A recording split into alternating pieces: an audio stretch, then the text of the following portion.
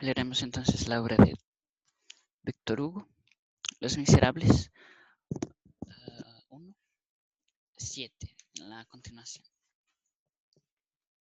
Entonces la última frase fue, pero pasaba el relámpago, venía la noche, y ¿dónde estaba él? Ya no lo sabía.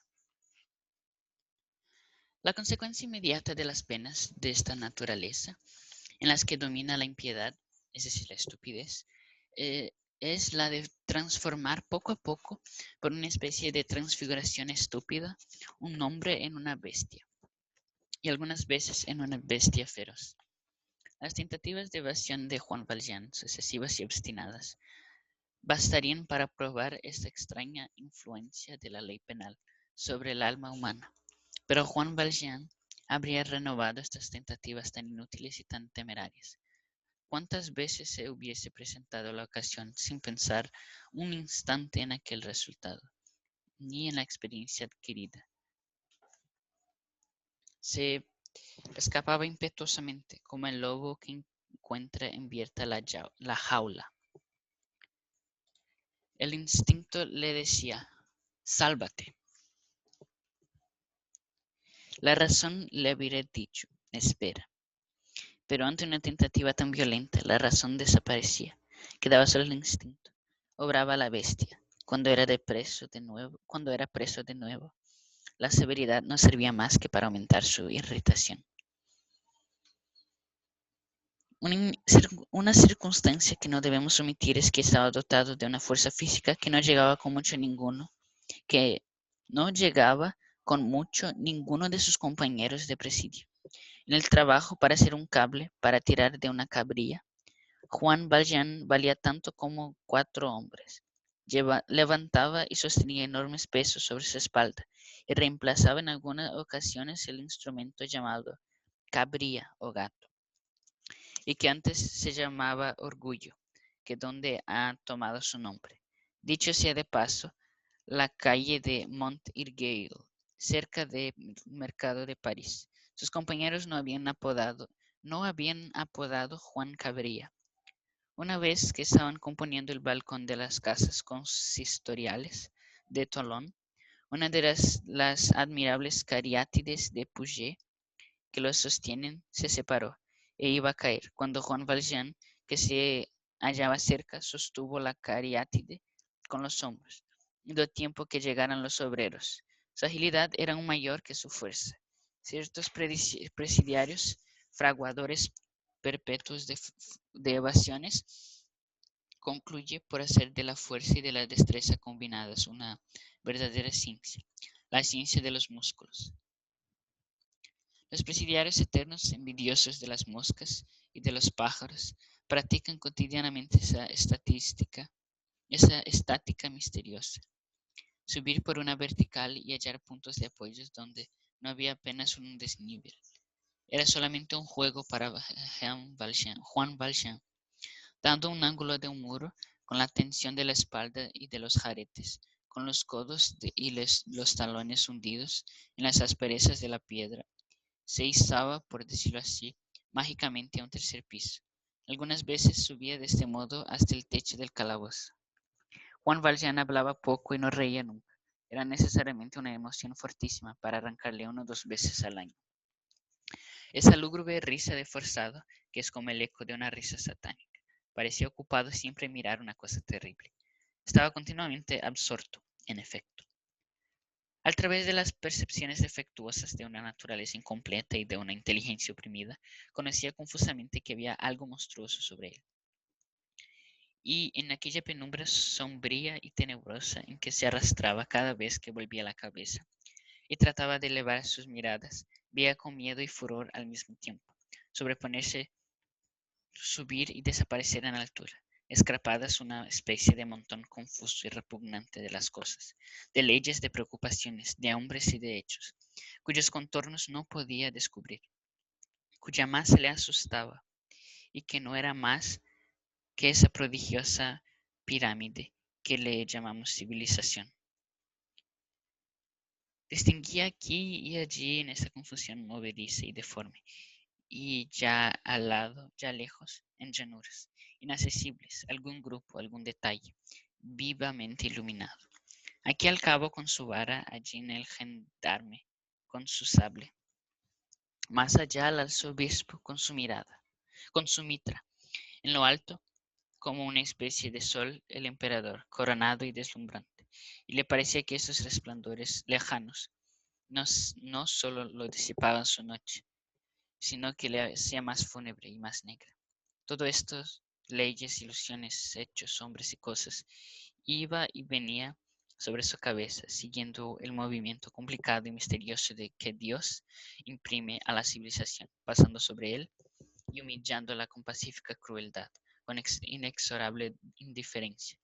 Los réprobos de la ley, almas caídas en el fondo del infortunio, desgraciados, perdidos en lo más inferior de los limbos, a donde nadie dirige una mirada, sienten gravitar por su cabeza todo el peso de la sociedad humana, tan formidable para él que está fuera de ella, tan espantosa para el que está debajo de ella. En esa situación Juan Valjean meditaba. ¿Cuál podía ser la naturaleza de su meditación? Si el grano de mijo colocado bajo la rueda de molino pudiese pensar, pensaría indudablemente lo mismo que Juan Valjean. Todo, Todas estas cosas, realidades llenas de espectros, fantasmagóricas, llenas de realidades, habían contribuido a crear en él un estado interior indescriptible.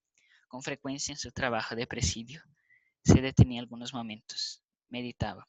Su razón más madura, pero más turbada que en otro tiempo, se revelaba. Todo lo que había sucedido le parecía absurdo. Todo lo que le rodeaba le parecía imposible. Se decía esto es un delirio. Miraba al cabo de vara que estaba de pie a algunos pasos. El cabo le parecía un fantasma, pero pronto el fantasma le sacudía un varazo. La naturaleza, la naturaleza visible apenas existía para él. Casi con verdad podría decirse que no había para Juan Valjean ni sol ni hermosos días de verano, ni cielo esmaltado, ni frescas horas de abril. No sé de qué día de suspiros iluminaba habitualmente su alma. Para resumir lo que puede resumirse y traducirse en resultados positivos de todo lo que acabamos de indicar, nos limitaremos a consignar que en 19 años Juan Valjean, el inofensivo podador de Faverolles, el terrible presidiario de Tolón, había llegado a ser capaz, gracias a la constitución del presidio, de dos clases de malas acciones. Primero, de la mala acción rápida y reflexiva, llena de aturdimiento, hija del instinto, especie de represalia del dolor sufrido. Y segundo, de falsas que puede dar semejante desgracia. Sus premeditaciones pasaban por las tres fases sucesivas que sólo la naturaleza de cierto temple puede recorrer: la razón, la voluntad, la obstinación. Tenía por móviles de la iniquidad, tenía por móviles la indignación habitual, la amargura del alma, el profundo sentimiento de la iniquidad padecida, la reacción aún contra los buenos, los inocentes y los justos, si los hay.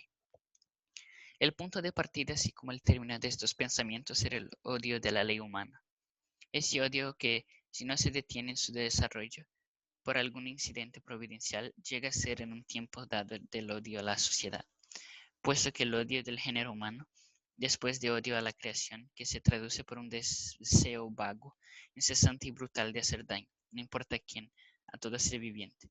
No sin razón, pues el pasaporte de Juan Valjean lo calificaba de hombre muy peligroso.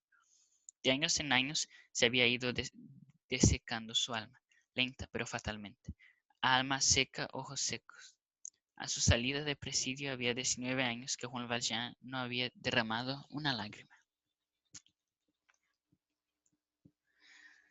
8. La ola y la sombra. Un hombre al mar. ¿Qué importa? El buque no se detiene por eso. El viento sopla, el sombrío buque tiene una senda trazada que debe recorrer necesariamente. El hombre desaparece y vuelve a aparecer. Se sumerge y sube a la superficie. Llama. Tiende los brazos, pero no es oído.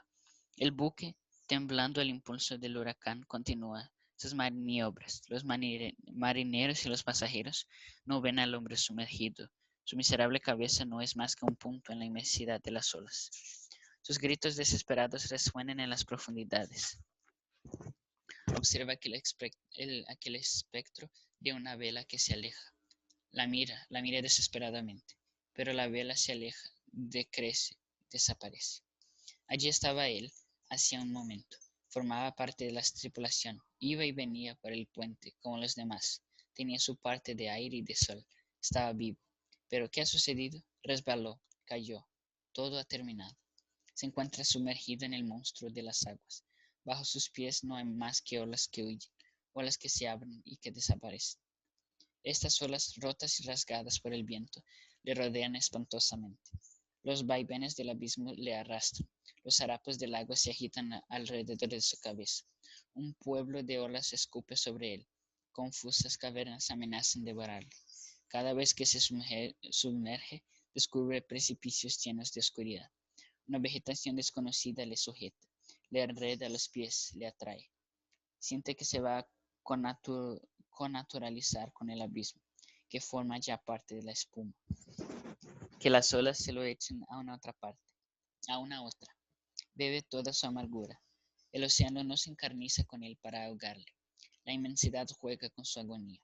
Parece que el agua se ha convertido en odio, pero lucha todavía. Trata de defenderse, de sostenerse. Hace esfuerzos, nada. Pobre fuerza agotada ya, que combate con lo inagotable. Que combate con lo inagotable. ¿Dónde está el buque? Allá a lo lejos. Apenas es ya visible en las pálidas tinieblas del horizonte. Las ráfagas soplan, las espumas le cubren. Alza la vista y no divisa el mar.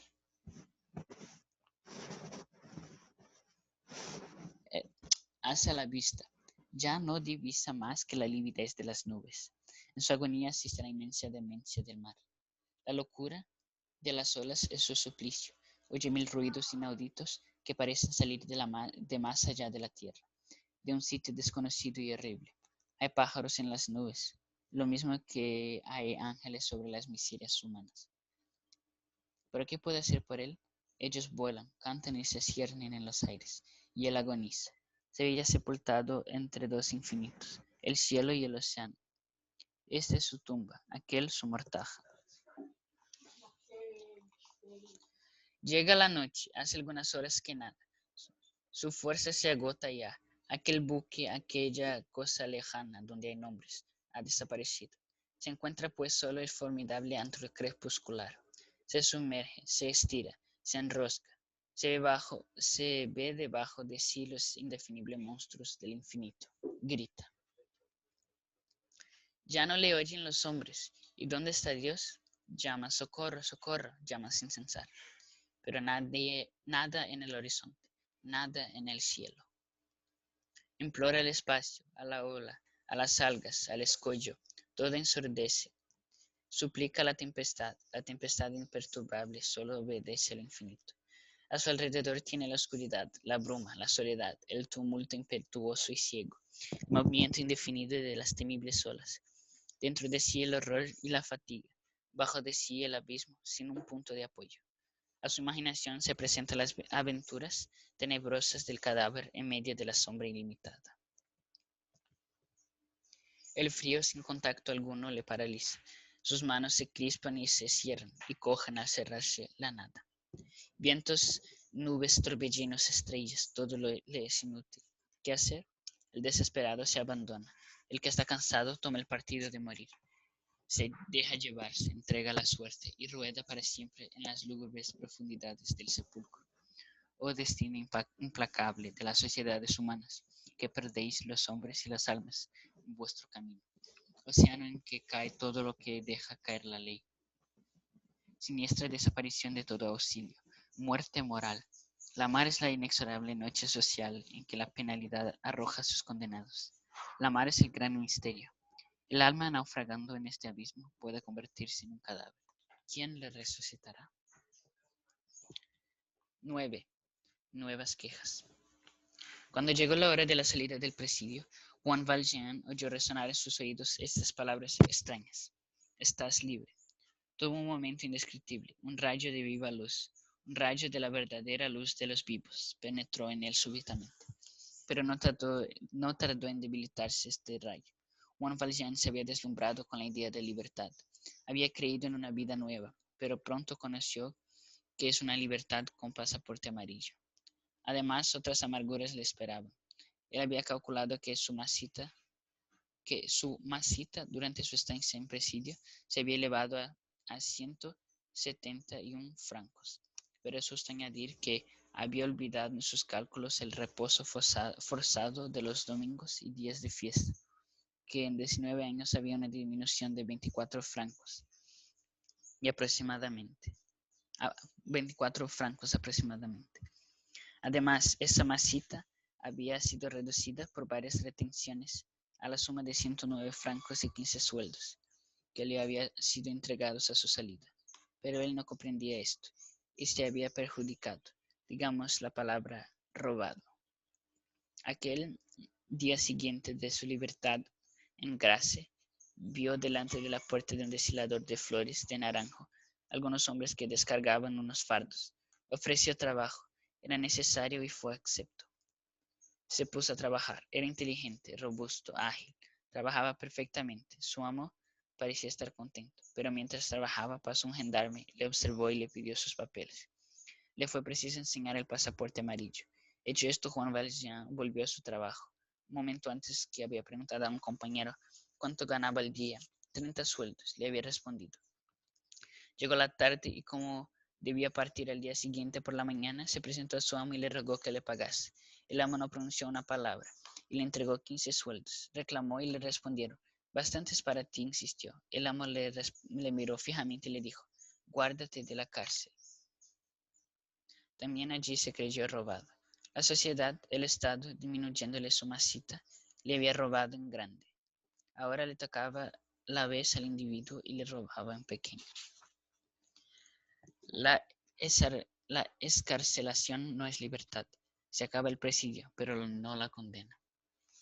Esto era lo que había sucedido en Grasse. Ya hemos visto cómo había sido recibido en D.